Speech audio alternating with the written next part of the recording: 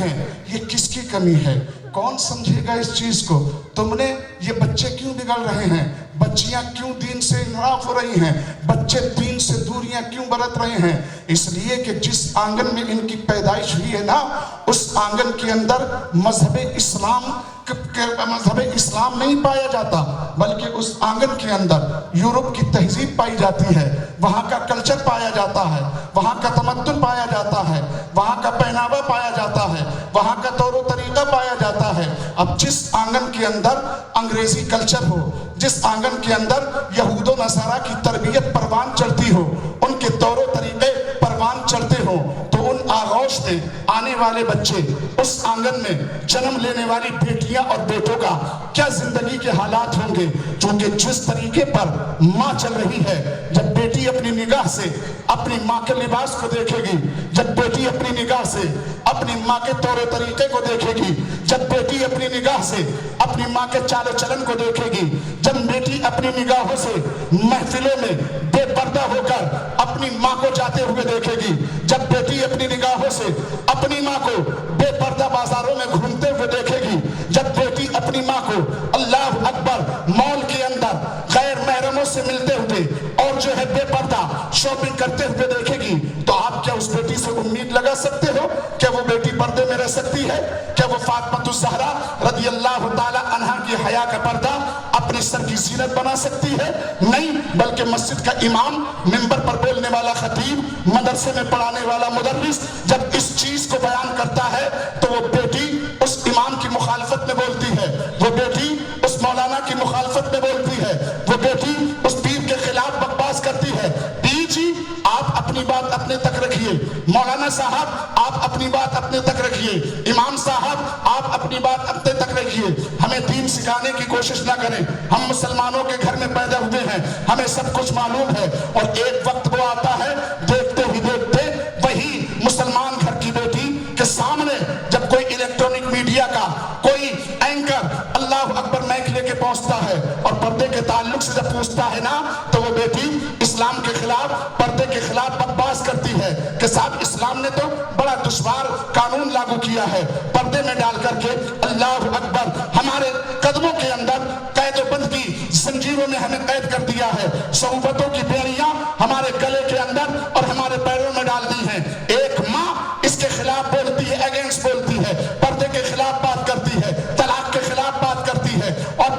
بولتی ہے کہ یہ ہمیں سمجھ میں نہیں آتا۔ عزیزان گرامی، اور بہت سی باتیں ہیں، یہ میری بہن میری بیٹی بولتی ہے، لیکن اے میری ماں اور بہنوں، میں یہاں سے تمہیں نصیحت دینا چاہتا ہوں، یہاں سے جب اٹھ کے جاؤ تو آپ دنیا کی کنیز بن کے نہیں، امریکہ کے فیشن کی متوالی نہیں، مدینے والے آقا کی بیٹی فاطمہ کی متوالی اور دیوانی بن کر کے جاؤ۔ اللہ اکبر۔ عزیزان گرامی، آپ ذرا غور و فکر کیجئے، اس بیٹی کو کیسے سنبھالنا ہے، اس بیٹی کو دیندار کیسے بنانا ہے، اس بیٹی کو پردے کے طریقے پر کیسے لانا ہے، اس کو نصیحت کیسے دینی ہے۔ عزیزان گرامی، آؤ ذرا دیکھتے ہیں، ایک عیسائی نے ایک عالم سے سوال کیا کہ اسلام نے عورت کے اوپر پردہ کیوں لاگو کیا ہے، اسلام نے پردے کا قانون عورت کو بیٹی کے اوپر کیوں دیا ہے؟ اس وقت اس عالم دین نے اس عیسائی سے ایک سوال کیا، کہا ٹھیک ہے میں آپ کے سوال کا جواب دوں گا، لیکن میرا سوال پہلے ہے، میں آپ سے پوچھنا چاہتا ہوں کہ آپ کی لندن کی جو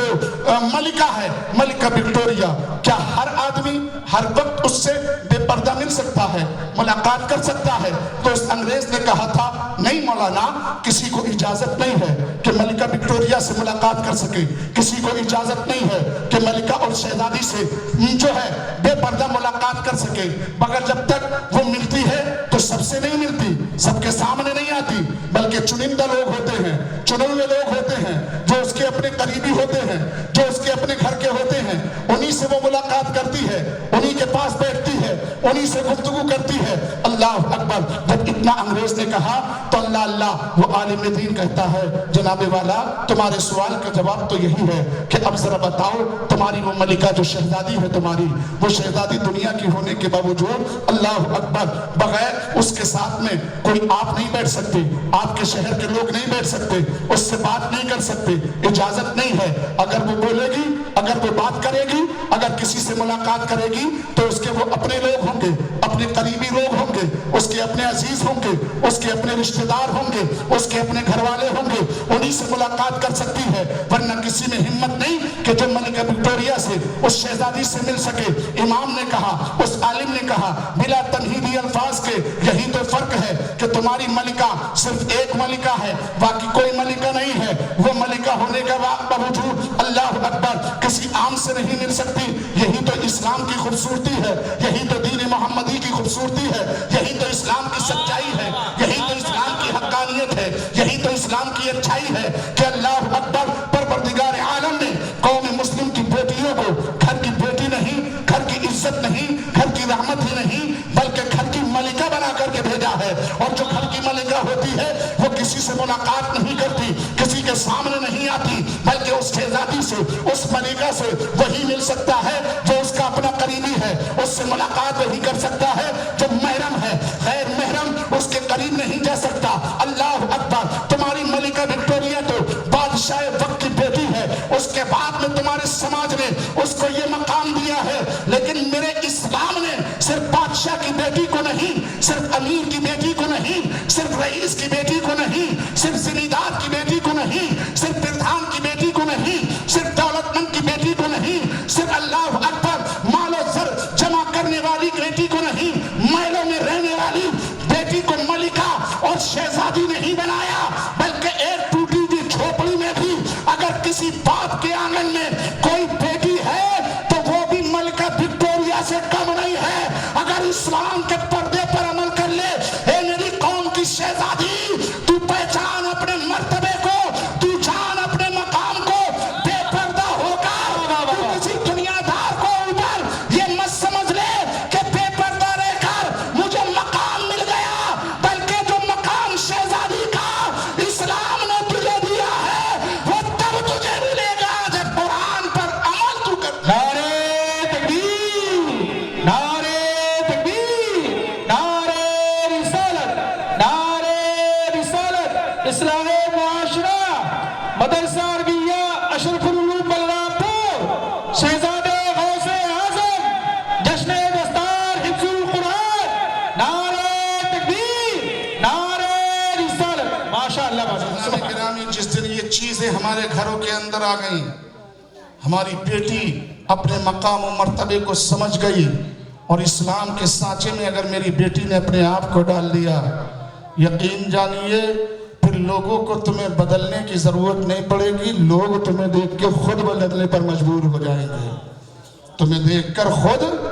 بدلنے پر مجبور ہو جائیں گے۔ اللہ اکبر، اور غور و فکر کریں، صرف بیٹیاں نہیں بلکہ ان جوانوں کی بھی ضرورت ہے۔ تم فیوچر ہو اسلام کا، تم مستقبل ہو اسلام کا، تمہاری ذمہ داری بہت ہے تمہارے کاندھوں پر۔ جو عمریں گزر چکی ہیں، جو 60-70 سال کو پہنچ چکے ہیں، ان کی تو جو ہے زندگی مکمل ہونے والی ہے۔ کب سانس کا ناطا جسم سے ٹوٹ جائے اور یہ لوگ دنیا چھوڑ کر کے چلے جائیں، اب تمہاری ضرورت ہے، تمہاری ذمہ داری ہے، نوجوانوں کی ذمہ داری ہے، ان بچوں کی ذمہ داری ہے کہ ان بچوں کو صحیح کرو، ان نسلوں کو اچھا بنا دو، ان نسلوں کے دلوں کے اندر قرآن کی اہمیت، مدرسوں کی اہمیت، مساجد کی اہمیت، علماء کی اہمیت ان کے دلوں کے اندر بٹھاؤ۔ اسلام نے کیا کہا، اسلام نے کیا درس دیا، وہ باتیں انہیں سکھاؤ۔ عزیزان گرامی، آج ہمارا ماحول، ہمارا معاشرہ بگڑتا کیوں چلا جا رہا ہے؟ اس کی ایک وجہ یہ ہے کہ اگر مسلمانوں کے محلوں میں آپ تلاش کرو تو تلاش کرنے پر بھی آپ کو لائبریری کے نام سے کوئی مکتب نہیں ملے گا، کوئی جگہ نہیں ملے گی، لیکن کھانے کے نام پر اگر دیکھا جائے تو ہزاروں ہوٹل مسلمانوں کی بستیوں میں آپ کو نظر آ جائیں گے۔ اللہ اکبر، جو قوم اپنے بچوں کی شادیوں پر فضول خرچ کرنے پر فخر محسوس کرتا ہو اور اپنے بچوں کی تعلیم پر کنجوسی سے کام لے تو یقیناً ایسے قوم کے درمیان میں اللہ اکبر کوئی اللہ بل گیٹس بن کر کے کوئی پیدا نہیں ہوگا، مائیکل ہارٹ کا ذہن لے کر کے کوئی دنیا میں نہیں آئے گا، وہ تربیت پرورش نہیں پائے گا، یا غوث اعظم رضی اللہ تعالیٰ عنہ کا غلام بن کے وہ پرورش نہیں پائے گا، وہ آگے نہیں بڑھے گا، امام اہل سنت کے طرز زندگی پر قدم رکھ کر کے وہ آگے نہیں بڑھے گا، بلکہ اس उसका दिमाग सुखड़ जाएगा और उसका जब पेट बाहर आएगा तो जाहिर सी बात है सोचने समझने का मादा कम हो जाएगा। अब उसे अच्छी बात भी अगर बताई जाती है तो उसको वो बुरी लगती है और ये कहने पर मजबूर हो जाता है, इमाम साहब अरे ये मत कहा करो, ये बात मत कहा करो, हमारी समझ में नहीं आता, हम जो कर रहे हैं वो करने दो। यानी कि इंसान शरीयत की बात सुनकर, मेरी नस्ल के लोग शरीयत की बात सुन के शरीयत पर अमल करने की बजाय उसके अगेंस्ट बात कर काम करते हैं, अपनी शरीयत पर नहीं बल्कि अपनी तबीयत के पीछे चलते हैं। अज़ीज़ान गिरामी, मैं एक कमी हो जो मैंने कहा, एक कमी हो तो मैं आपके सामने रखूं, हजारों कमियां आपके अंदर मौजूद हैं, हजारों बुराइयां आपके अंदर मौजूद हैं। ये तमाम तर बुराइयों का गठरा जब आपके साथ में है तो बताइए जाहिर सी बात है इन तमाम तर बुराइयों के बाद में आपको मकाम कैसे मिल सकता है, आपको इज्जतें कैसे मिल सकती हैं, आपको बरकतें कैसे मिल सकती हैं। तुम चाहते हो अल्लाह का करम तुम्हें मिले, तुम चाहते हो मुस्तफा का फजल तुम्हें हासिल हो, तुम चाहते हो औलिया का फैजान तुम्हें मिले, तो पहले जिम्मेदारी बनती है कि हम और आप दीन और शरीयत पर अमल करें और आमिल भी ऐसे बने। अल्लाह अकबर, एक दुकान बेचने वाला, एक दुकान पर बैठने वाला, एक रेड़ी लगाने वाला, अल्लाह अकबर, दीन पर चलने के लिए, शरीयत पर अमल करने के लिए उसके पास वक्त नहीं है, कुरान पढ़ने के लिए उसके पास टाइम नहीं है, नमाज पढ़ने के लिए उसके पास वक्त नहीं है। लेकिन आओ भारत का वो अजीम मर्तबत बादशाह, भारत का वो अजीम हाकिम वक्त जिसको तारीख हजरत ख्वाजा शमशुद्दीन अल्तमस रहमतुल्लाह ताला अलैह के नाम से जानती और पहचानती है, वो भारत का हुक्मरान जिसको आज पूरी दुनिया अदब से याद किया करती है, ताजीम से उसका नाम लिया करती है। अजीज़ान गिरामी, और भारत कोई इतना बड़ा भारत नहीं था बल्कि ये अखंड भारत कहां तक फैला हुआ था, अफगानिस्तान इसी में शामिल था, श्रीलंका इसी में शामिल था, बांग्लादेश इसी में शामिल था, नेपाल इसी में शामिल था और सरोवर पहाड़ अल्लाह अकबर जो आज चीन के कब्जे में पहुंच चुका है। हजरत औरंगजेब रज़ी अल्लाह ताला अन्हु ने जब उन्हें पता चला था कि ये हिंदुइज्म की आस्था से जुड़ा हुआ है, जो है शिव के आस्था से जुड़ा हुआ है, तो हजरत औरंगजेब रज़ी अल्लाह ताला अन्हु ने इस चीन से लड़ झगड़ के यलगार करके सरोवर पहाड़ को छीन कर और इनकी आस्था के उस मंदिर, उस मरकज को इनके हवाले किया था। आज अगरचे हजरत औरंगजेब पर इल्जाम लगाया जाता है, लेकिन हिंदुस्तान को सोने की चिड़िया बनाने वाली जात का नाम हजरत औरंगजेब रज़ी अल्लाह ताला अन्हु है, जिनके वक्त में हिंदुस्तान का 1 रुपया अमेरिका के डॉलर के सामने, अल्लाह अकबर, अमेरिका के 4 रुपए या 5 रुपए होते थे और हिंदुस्तान का 1 रुपया होता था, 1 सिक्का हुआ करता था। ये कद्र थी, पूरी दुनिया तिजारत करने भारत आया करती थी, हर चीज यहाँ पर पैदा होती थी, हर चीज यहाँ मिला करती थी, पूरी दुनिया का रुख भारत की जमीन पर था। उस वक्त भारत सोने की चिड़िया कहलाता था और इसी तमाम तर चीजों को देख करके अंग्रेजों ने भारत पर, अल्लाह अकबर, भारत पर कब्जा किया। इन तमाम तर चीजों को लेने के लिए अपने उसमें वो कामयाब हुए, लेकिन आगे जाके अल्लाह का करम हुआ कि भारत जालिमों के चुंगल से आजाद हो गया। मुझे उस पर बहस नहीं करनी है, सिर्फ आपके ताल्लुक से और हजरत ख्वाजा अल्तमश के ताल्लुक से एक वाक़या नसीहत के तौर पे पेश कर दूं, ताकि मेरी कौम के अंदर, मेरे समाज के नौजवानों के अंदर, बुजुर्गों के अंदर ईमानी हरारत आ जाए और अपने आप को समझ के नबी के गुलाम बनकर मस्जिदों के अंदर अल्लाह आना शुरू कर दें, मस्जिदों को आबाद करें, मस्जिदों को अल्लाह अकबर, उनकी सफ़े जो खाली पड़ी हैं वो सफ़े आबाद हो जाएं। अज़ीज़ान गिरामी, आपसे कहो नमाज पढ़ने आओ तो आप दुकान का वास्ता देते हो, दुकान चलानी है, रेड़ी चलानी है, दुकान पे बैठना है, बाग में जाना है, खेत में जाना है, नमाज पढ़ने से दूर रहते हो। अज़ीज़ान गिरामी, आज के वक्त में अगर कोई मर्द कलंदर, मस्त कलंदर इंतकाल से पहले अगर ये वसीयत लिख दे कि मेरी नमाज जनाजा, मरने के बाद मेरी नमाज जनाजा वो शख्स पढ़ाएगा कि जिसके ऊपर जब से नमाज फर्ज हुई हो तो जमात तकबीर ओला भी उसकी जो है फौत ना हुई हो। दूसरी शर्त ये है, मेरी नमाज जनाजा वो शख्स पढ़ाएगा असर के फर्ज तो दूर की बात है, असर की सुन्नतें भी उसकी कज़ा ना हुई हो। अल्लाह अकबर। और तीसरी शर्त ये लिख दे कि मेरी नमाज जनाजा वो पढ़ाएगा कि जिसकी कभी जिंदगी में, अल्लाह अकबर, तहज्जुद की नमाज اس جو ہے نہ چھوٹی ہو۔ عزیزان گرامی، اگر کوئی مست قلندر یہ نصیحت لکھے مرنے سے پہلے اپنے عزیزوں کو دے دے، میرا جنازہ تیار ہو جائے تو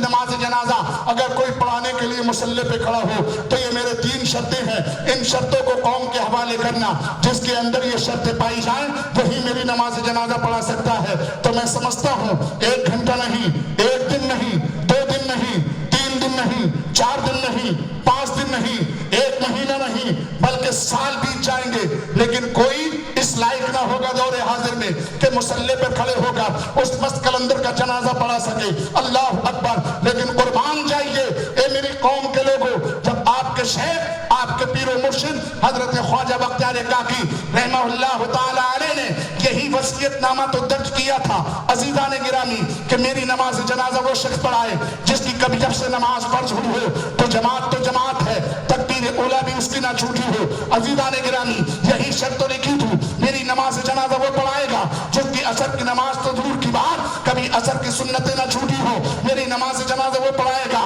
کہ فرائض و واجبات کے ساتھ میں رات کو تنہائی میں اٹھ کر جب پوری دنیا خواب خرگوش میں پڑی ہو تو وہ بندہ اپنی رب کی بارگاہ میں اپنے رب کو بنانے کے لیے قیام میں کھڑا ہو، پوری رات قیام میں ہو، رکوع کرے، سجود کرے، اپنے رب سے ملاقات کرے۔ عزیزان گرامی، جب شیخ خواجہ بختیار کاکی کا وصال مبارک ہوا،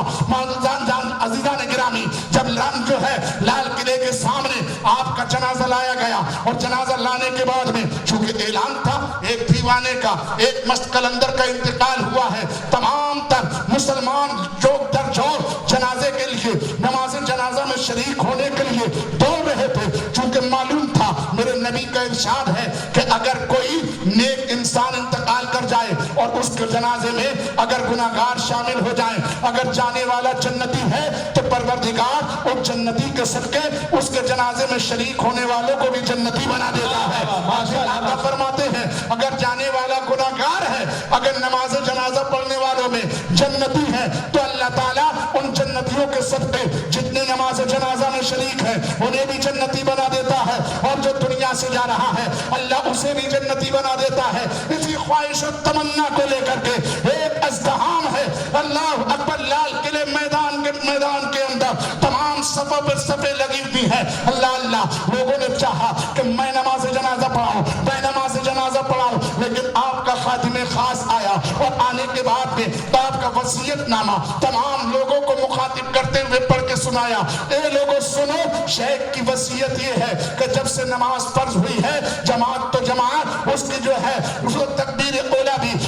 جو ہے ساکت نہ ہوئی ہو۔ جب سے نماز فرض ہوئی ہے تو کبھی بھی اس کی عصر کی سنتیں نہ چھوٹی ہو۔ جب سے نماز فرض ہوئی ہے تو کبھی بھی اس سے 5 وقت نماز تو الگ کی بات، تہجد کی نماز بھی اس نے نہ چھوڑی ہو۔ عزیزان گرامی، جب یہ وصیت نامہ جب لوگوں کے سامنے شیخ کے خادم نے پڑھ کے سنایا، اس وقت کے بڑے بڑے عالم، بڑے بڑے فقی، بڑے بڑے متقی، بڑے بڑے صالحین، بڑے بڑے پرہیزگار نے جب اپنے اوپر نظر ڈالنا شروع کی تو کہیں نہ کہیں، کسی نہ کسی جگہ، کسی نہ کسی کے اندر کوئی نہ کوئی کمی واقع آ رہی تھی۔ ان تینوں شرائط کو لیتے ہوئے اس کی وجہ سے کوئی بھی مصلی پر بڑھ نہیں رہا تھا کہ نماز جنازہ پڑھائے۔ وقت بیتتا گیا، سورج اللہ اکبر جب ڈھلنے لگا، عصر کے قریب جب سورج پہنچتا ہے مصلی کے قریب، اللہ اکبر، ایک نوجوان آگے بڑھتا ہے، اللہ، اور جانے کے بعد میں اپنے شیخ کے چہرے سے پردہ ہٹاتا ہے، کفن کو ہٹایا اور کہنے لگا میرے شیخ، آج آپ نے یہ وصیت لکھ کے میرے راز کو فاش کر دیا۔ یہ راز یا تو میں جانتا تھا یا میرا رب جانتا تھا، جو میں کرتا تھا میرے علاوہ کوئی دوسرا نہ جانتا تھا، یا تو یہ تمام تر راز و نیاز کی باتیں میرے درمیان میں تھی، یا میرے رب کو معلوم تھا، یا رب میرے بارے میں جانتا تھا، یا میں اپنے بارے میں جانتا تھا، اس کے علاوہ کسی کو پتا نہیں تھا۔ اے شیخ، یہ شرطیں لگا کے آج میرے راز کو آپ نے لوگوں پر فاش کر دیا، ظاہر کر دیا۔ جانتے ہو یہ باتیں کہنے والا کون شخص تھا؟ کوئی مسجد کا امام نہیں تھا، کوئی دکان چلانے والا نہیں تھا، کوئی ریڑھی لگانے والا نہیں تھا، کوئی کھیتوں کھلیان کو جو ہے سجانے والا نہیں تھا، کوئی باغبانی کرنے والا نہیں تھا، کوئی تاجر نہیں تھا، کوئی زمیندار نہیں تھا، بلکہ وہی شخص ہے جو والی ہندوستان ہے، جو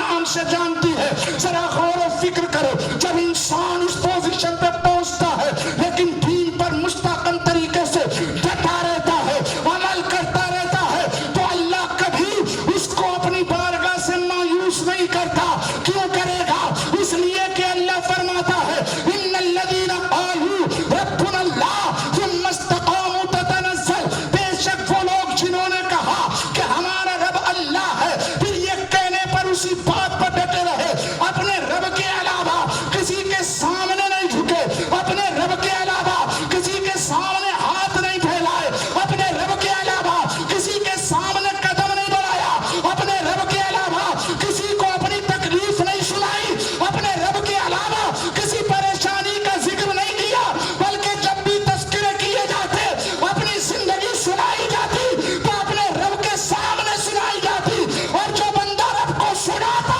ہے اللہ اس کی سن کے اس کی مشکلیں دور کر کے دنیا میں بھی اسے آسانیاں دیتا ہے, آخرت میں بھی اسے آسانیاں. نعرے